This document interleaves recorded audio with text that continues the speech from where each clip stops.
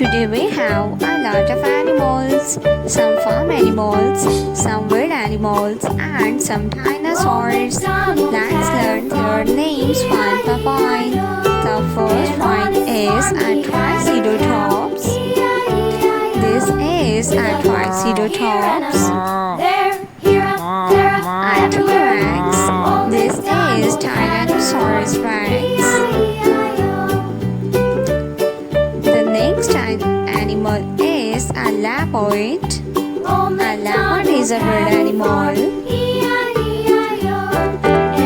The next animal is a flying dinosaur. This is a flying dinosaur. A horse. A horse is a farm animal. Giraffe. This is giraffe.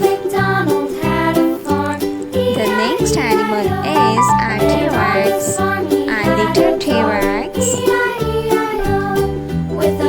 The next animal is a sheep. A sheep is a farm animal.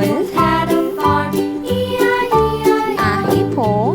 This is a hippopotamus.